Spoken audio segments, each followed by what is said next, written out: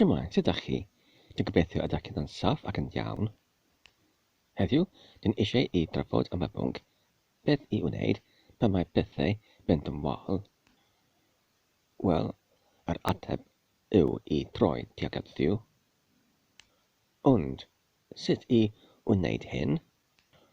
Wel, yn ddiweddar, mae fy agwedd ac hefyd fy ateb i'r cwestiwn hwn wedi newid, achos yn arferol, yn y gorffennol, roeddwn ni'n yn cymryd yr agwedd pan mae pethau mynd yn wael, mae angen i gweddio tuag at Dduw, i ambil tuag at Dduw, i gymryd y trafferth ymaith, neu'r anhawster, neu gofid, neu dristad, neu salwch, neu beth bynnag ydy ei sydd yn achosi y trafferthion.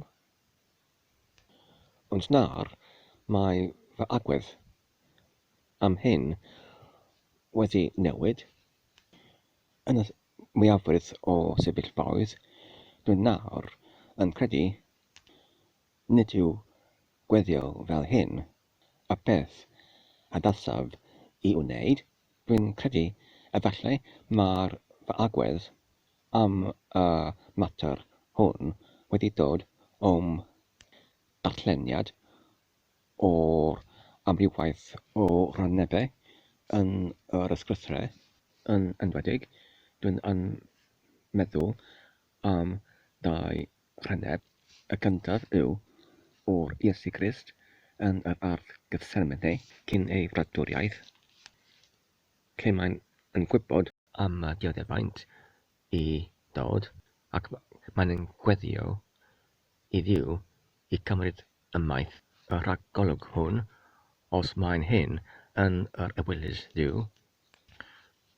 A'r ail rhanneb yw yn y testun yn yr Efengil, lle mae'r Iesu yn dweud, gofynnwch ac fe fyddwch yn derbyn, chwiliwch ac fe fyddwch yn darganfod.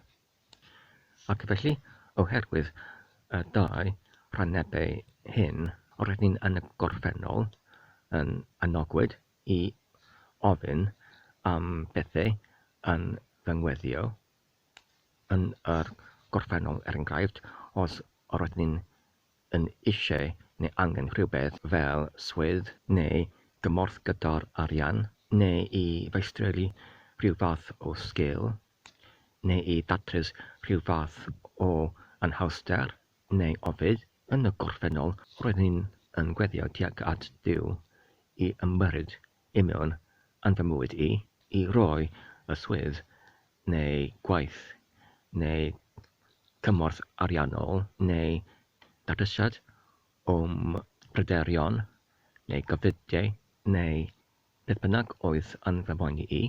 Ar y cyfnod hynny, roedd ni'n adnabyddus o'r rhanneb sydd yn dweud ni ach dyn yn gwasanaethu dau mestr, achos ai wnaeth yn gwasanaethu ynach ac wedyn yn prosedu yn erbyn y llall, neu yn eilyddhau i'r llall ac wedyn yn cymweddu yn erbyn ynach. Ond nid oeddwn ni'n ar y pryd hynny mor adnabyddus neu deallus o'r holl presenoldeb o'r dwyfol wedi gweddio am y bethau hyn.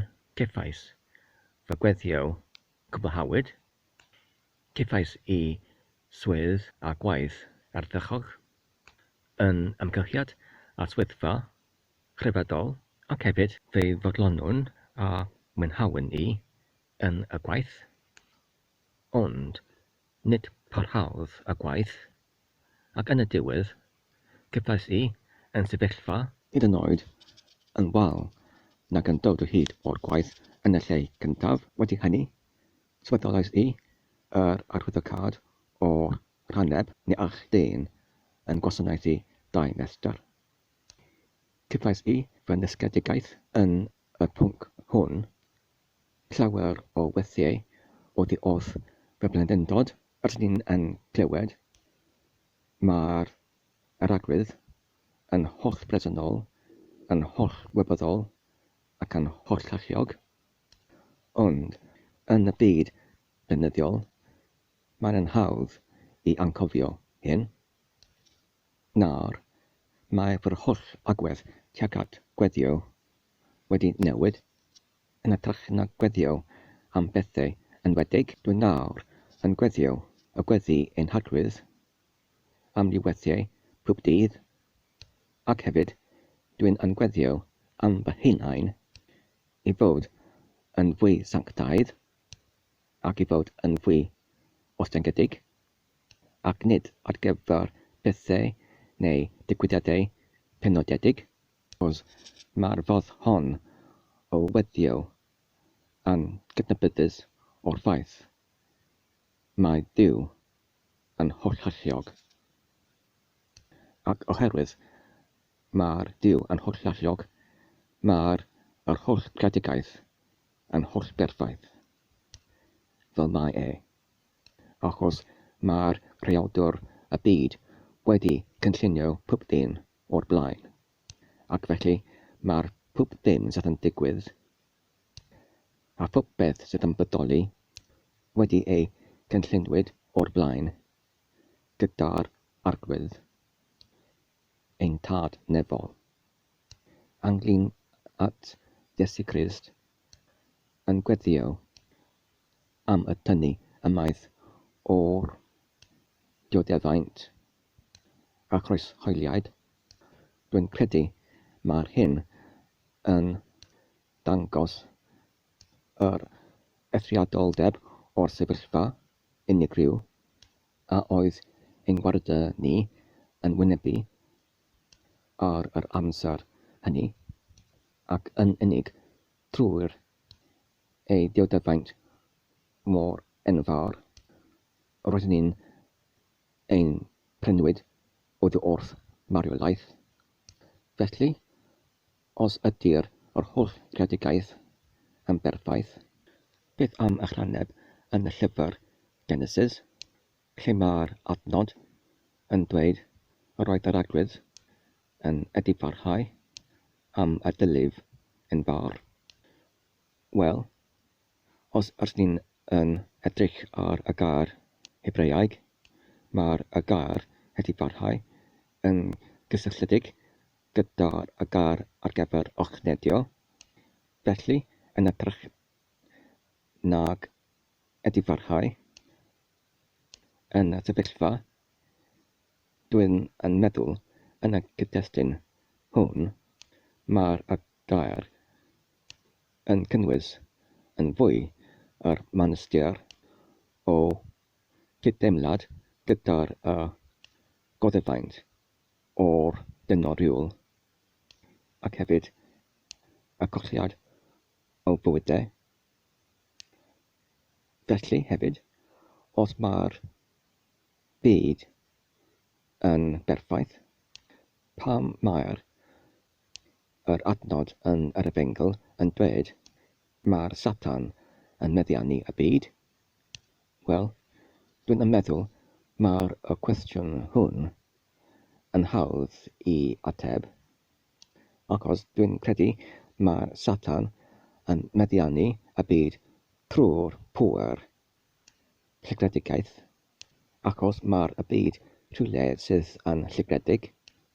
Ond os ydyn ni'n gosod y byd yn y cyd-destun o'r cynllun fwyaf, sef y ternged o dynoriol, mae'r byd Satanaidd yn bodoli ar gyfer swyddogaeth enwedig, sef i hidlo y cyfiawn oddi wrth yr anwyredd, i wahanu y dda oddi wrth y drwg, ac i waredu y ffyddlawn oddi wrth yr aniwolion.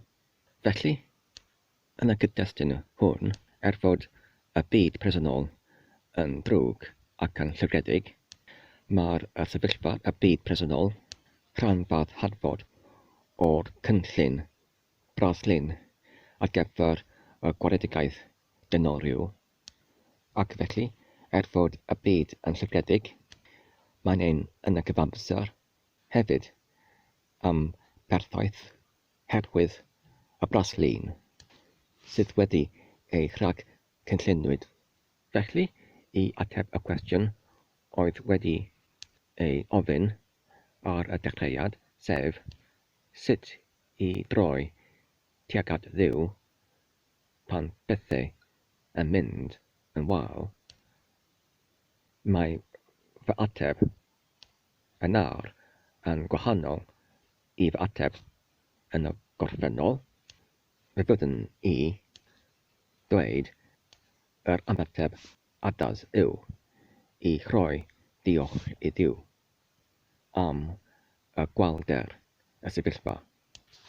Pan dwi'n yn derbyn ymosod oedd unrhyw lle, fy ymateb yw I rhoi diolch I Dduw. Pan dwi'n yn derbyn melltith oedd unrhyw lle, fy ymateb yw I rhoi diolch I Dduw. Pan dwi'n yn colli rhywbeth, fy ymateb yw I rhoi diolch I Dduw. Pan dwi'n yn derbyn sarhad, fy ymateb yw I rhoi diolch I Dduw. Achos y mae pob yn hawster a goddefaint sydd dwi'n yn derbyn yn y byd yma yn fy dysgedigaeth oddi oedd fy niw. Trwy'r gwneud hyn, sef trwy'r rhoi diolch i'r agwedd ar gyfer pob un gwaldra sydd dwi'n yn ei derbyn neu goddef, yn y cyfamser dwi'n yn darganfod dwi'n yn gallu dod yn fwy gostyngiedig yn fy agweddau tuag at y byd, a trwy gostyngiedrwydd dwi'n yn darganfod dwi'n yn dod yn fwy heddychlon ac dwi'n yn darganfod dwi'n yn gallu yn gwasanaethu Duw yn fwy effeithlon trwy'r cadw fy mywyd yn fwy heddychlon a sanctaidd. Wedi dweud hyn, mae angen I mi I eglurio ac hefyd I bwysleisio. Mae'r hyn yn gweithio ar fy gyfer I, achos dwi'n yn gwneud hyn yn y sefyllfa beneddiol ac yn y cyd-destun lle mae yr ydw I yn gweddio pob dydd yn amrywaith ac hefyd lle ydw i'n darllen neu ymganu yr ysgrifau hefyd amrywaith pob dydd yn bethau. Mae hynny yn bwysig. Diolch am eich gwrando. Tan y tro nesaf, cadw saff ac yn iach a hwyl.